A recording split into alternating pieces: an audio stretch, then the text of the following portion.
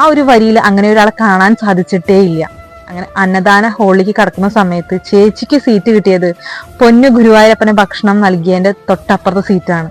ഭഗവാൻ ഉച്ചപൂജയ്ക്ക് ഭക്ഷണം നേദിക്കല്ലോ, ആ ഭക്ഷണം നേദിക്കുന്ന തൊട്ടരി പൂജ കഴിഞ്ഞുവല്ലോ കണ്ണ, കൃഷ്ണനാട്ടം കളി തീർന്നുവല്ലോ. ഇന്നും ഞാൻ വന്നിരിക്കുന്നത് പൊന്നു ഗുരുവായൂരപ്പന്റെ ലീലയെ കുറിച്ച് പറയാനാണ്.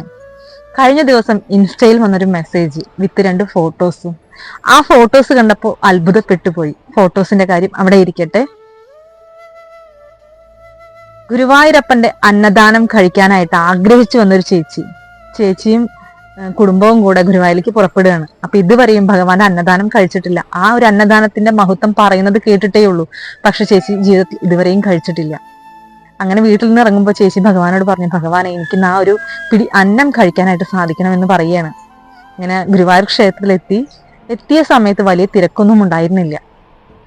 ആരോ പറയുന്നുണ്ട് അന്നദാനം കൊടുക്കാനുള്ള സമയമായിട്ടുണ്ടെന്ന്. അപ്പോൾ ചേച്ചി ഭഗവാനെ കാണാൻ നിൽക്കുമ്പോഴും ഭഗവാനോട് എന്താ പറയുന്നത്, ഞാൻ വന്നത് ഇഷ്ടമായെങ്കിൽ എനിക്കിന്നൊരു പിടി അന്നം കഴിക്കാനായിട്ട് സാധിക്കും. കാരണം ആ ഒരു അന്നദാനത്തിന്റെ സ്വാദ് പറയുന്നത് കേട്ടിട്ടേ ഉള്ളൂ, ഒരിക്കലും എനിക്കത് രുചിച്ചറിയാനായിട്ട് സാധിച്ചിട്ടില്ല. അങ്ങനെ ആരോ പറഞ്ഞു അന്നദാനത്തിന് വരുന്നോളൂ എന്ന് പറയാണ്. അങ്ങനെ ചേച്ചിയും കുടുംബവും കൂടെ അന്നദാനത്തിന് വരി നിൽക്കുന്ന സമയത്ത് മുന്നിലും പിന്നിലുമുള്ള ആളുകളെ അവർ പരിചയപ്പെട്ടു. നല്ല കമ്പനിയായിട്ട് സംസാരിക്കാൻ തുടങ്ങി. അവരുടെ എല്ലാം മുഖങ്ങള് ഈ ചേച്ചിയുടെയും കുടുംബക്കാരുടെയും മനസ്സിൽ തങ്ങി നിന്നു.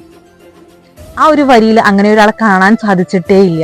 അങ്ങനെ അന്നദാന ഹാളിലേക്ക് കടക്കുന്ന സമയത്ത് ചേച്ചിക്ക് സീറ്റ് കിട്ടിയത് പൊന്നു ഗുരുവായൂരപ്പന് ഭക്ഷണം നൽകിയതിന്റെ തൊട്ടപ്പുറത്തെ സീറ്റാണ്. ഭഗവാൻ ഉച്ചപൂജയ്ക്ക് ഭക്ഷണം നേദിക്കല്ലോ, ആ ഭക്ഷണം നേദിക്കുന്ന തൊട്ടരികിലത്തെ സീറ്റാണ് ചേച്ചിക്ക് കിട്ടിയത്. ചേച്ചിയുടെ അരികിൽ ഒരാൾ വന്നിരുന്നു. ആ വരിയിൽ എങ്ങും ആ ഒരാളെ കാണാൻ സാധിച്ചിട്ടില്ല. ചേച്ചി കുടുംബക്കാരോടും ചോദിച്ചപ്പോഴും അങ്ങനെ ഒരാളെ വരിയിൽ ഉണ്ടായിരുന്നില്ല എന്നാണ് പറഞ്ഞത്. ആ ആള് എവിടെ നിന്ന് വന്നു? ചേച്ചിയുടെ തൊട്ടരികിൽ വന്നിട്ടിരുന്നു. ചേച്ചിയുടെ ഭക്ഷണം കഴിക്കാനായിട്ട് ആവശ്യപ്പെട്ടു.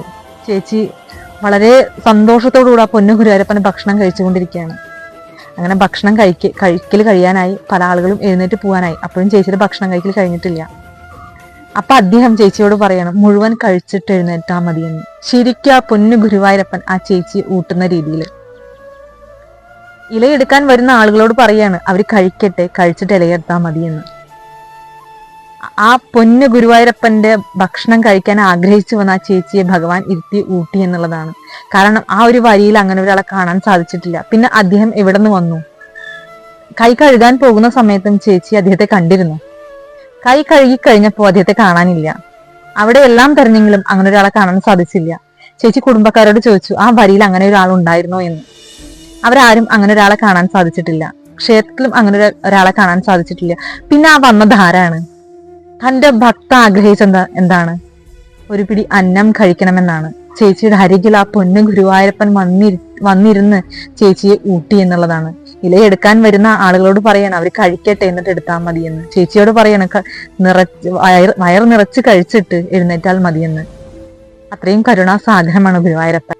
അതിനുശേഷം ചേച്ചി ഭഗവാനോട് നന്ദി പറഞ്ഞുകൊണ്ട് തീർത്ഥക്കുളത്തിൽ ഇറങ്ങിയിട്ട് ഒരു കുമ്പിൽ വെള്ളം കോരി ചേച്ചിയുടെ കൈക്കുമ്പിളിൽ നിന്നും അടർന്നു വീഴുന്ന വെള്ളത്തുള്ളിയിൽ ഭഗവാന്റെ മനോഹര രൂപം കാണാനായിട്ട് സാധിച്ചു. വിത്ത് ഫോട്ടോസ് അടക്കം എനിക്ക് അയച്ചു തന്നിട്ടുണ്ട്.